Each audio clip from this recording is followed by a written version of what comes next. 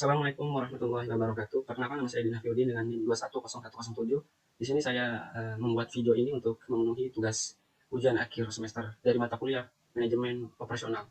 Materi yang pertama membahas tentang perencanaan operasi, terutama mengenai SDM, sumber daya manusia, desain pekerjaan, dan pengukuran kinerja perusahaan.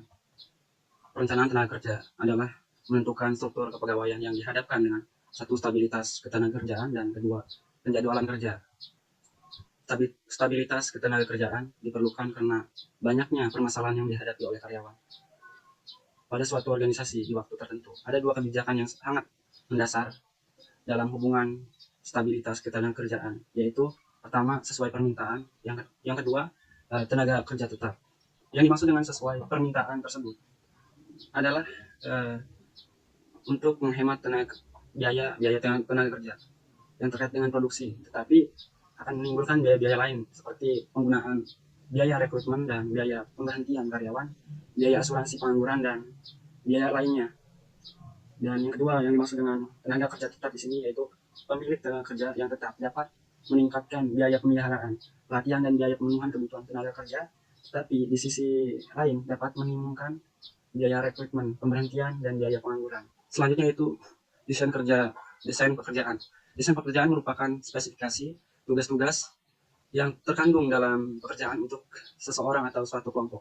Ada 6 komponen dari suatu desain pekerjaan yang harus diperhatikan. Yang pertama, spesialisasi tenaga kerja. Kedua, perluasan pekerjaan. Ketiga, unsur kejiwaan. Keempat, kelompok kerja yang mandiri. Kelima, motivasi dan sistem intensif. Yang keenam, ergonomis dan metode kerja. Penjadwalan kerja atau work schedule secara umum.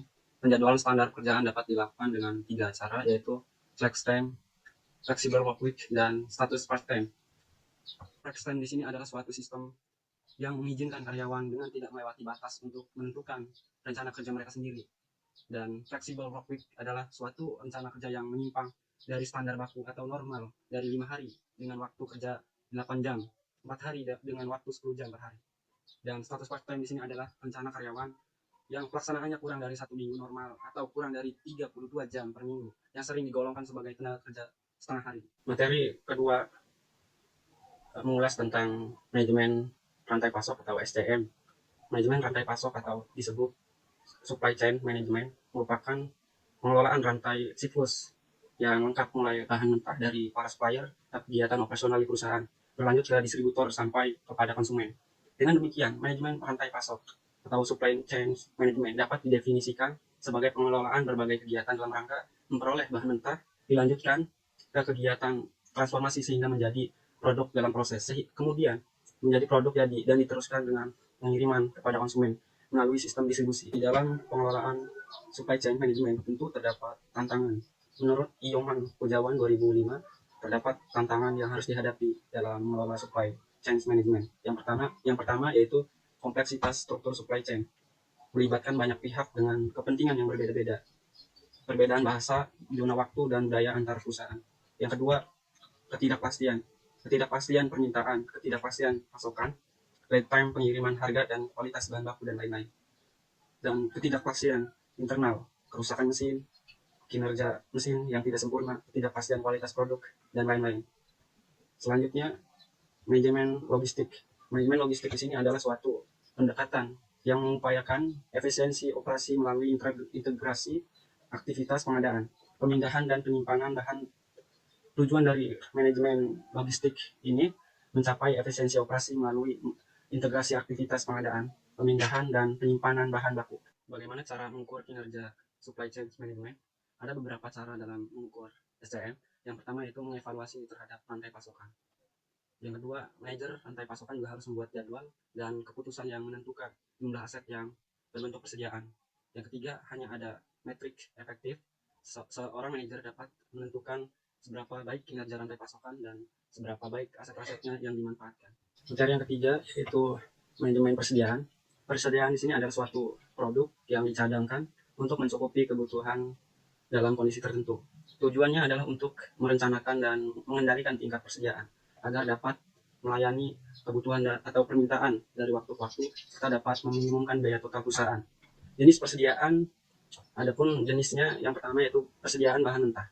Yang kedua, persediaan barang setengah jadi. Dan yang ketiga, persediaan barang jadi. Model dari persediaan dalam bagian ini akan membahas mengenai berbagai model persediaan dan biaya terkait dengan berbagai model persediaan tersebut. Model pengendalian persediaan mengasumsikan bahwa permintaan untuk suatu barang bersifat independen dan atau dependen terhadap permintaan barang lainnya. Misalkan permintaan untuk kulkas bersifat independen terhadap permintaan untuk oven pemanggang roti. Terdapat 3 model persediaan yang mengedepankan 2 pertanyaan penting. Kapan pesanan dilakukan dan berapa banyak yang akan dipesan. Model-model permintaan independen diantaranya, yang pertama, model dasar ekonomi order quantity atau EOQ. Yang kedua, model product order quantity. Dan yang ketiga, model quantity discount. Selanjutnya, materi yang keempat membahas tentang perencanaan agregat. Perencanaan agregat di sini yaitu sebuah pendekatan untuk menentukan kuantitas dan waktu produksi pada jangka menengah, biasanya antara 3 hingga 8 bulan ke depan. Tujuan dari perencanaan agregat ini yaitu memperkecil biaya pada periode perencanaan. Keputusan penjadwalan adalah keputusan perencanaan yang dapat menyesuaikan produksi terhadap perubahan permintaan. 4 hal yang perlu untuk perencanaan agregat. Yang pertama, keseluruhan unit yang logis untuk mengukur penjualan dan output. Yang kedua, prediksi permintaan untuk suatu periode perencanaan jangka menengah yang layak. Yang ketiga, metode untuk menentukan biaya.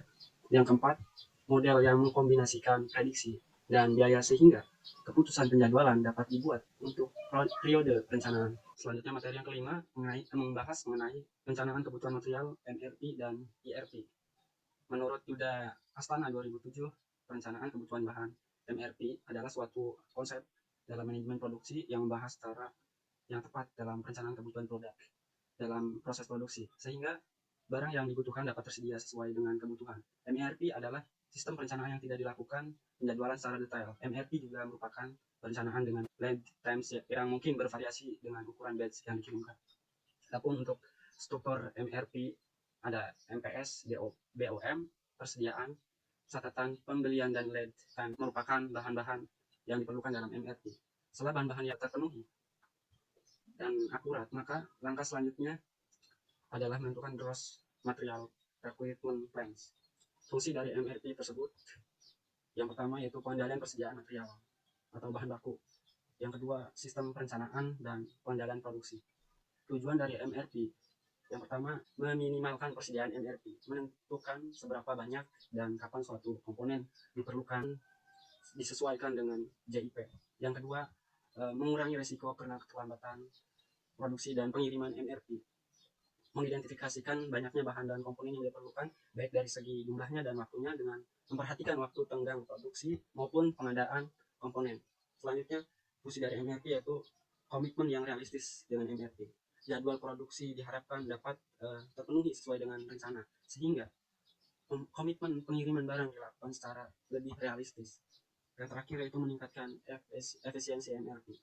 Juga mendorong meningkatkan efisiensi karena jumlah persediaan, waktu produksi, dan waktu pengiriman barang dapat direncanakan lebih baik sesuai dengan JIP. ERP atau Enterprise Resource Planning adalah sistem informasi untuk mengidentifikasi dan merencanakan sumber daya perusahaan yang dibutuhkan untuk membuat, menerima, dan mengantar pesanan konsumen. ERP ini merupakan ekstensi dari sistem MRP untuk mengikat konsumen dan supplier. ERP memungkinkan perusahaan agar melakukan otomatisasi dan integrasi dari banyak proses bisnis.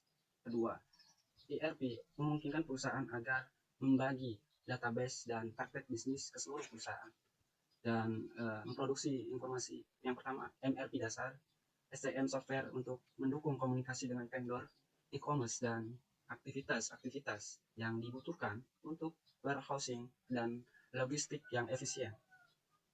Ketiga, Customer Relationship Management atau CRM, software untuk analisa penjualan, target konsumen, dan mengontrol sales force.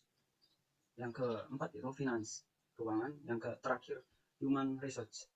Materi yang terakhir membahas tentang JIT, TPS, dan operasi ramping. JIT adalah pendekatan berkelanjutan dan penyelesaian masalah secara paksa yang berfokus pada keluaran dan pengurangan penggunaan persediaan dengan menekankan pada peningkatan berkelanjutan, penghargaan terhadap orang lain, dan praktek kerja standar. TPS atau Toyota Production System diperlukan dalam lini perakitan, dan operasi ramping plan operation memasok sesuai dengan keinginan pelanggan ketika pelanggan menginginkannya tanpa pemborosan dan melalui perbaikan berkelanjutan. Operasi ramping dikendalikan oleh tarikan yang berupa pesanan pelanggan ketika diterapkan sebagai strategi manufaktur keseluruhan. JIT dan operasi ramping memelihara keunggulan kompetitif dan menghasilkan rata-rata keuntungan yang lebih besar. Jika ada perbedaan di antara JIT, TPS, dan operasi ramping, maka JIT menekankan pada penyelesaian masalah dan TPS menekankan pada pembelajaran pegawai dan peningkatan lingkungan ini kita. Operasi ramping menekankan pemahaman mengenai pelanggan. Namun, pada prakteknya hanya ada sedikit perbedaan antara ketiganya. Bahkan semua istilah itu dapat saling dipertukarkan. Perusahaan yang memimpin menggunakan pendekatan dan teknik yang berguna bagi mereka digunakan istilah operasi ramping yang mencakup seluruh pendekatan dan teknik yang berhubungan.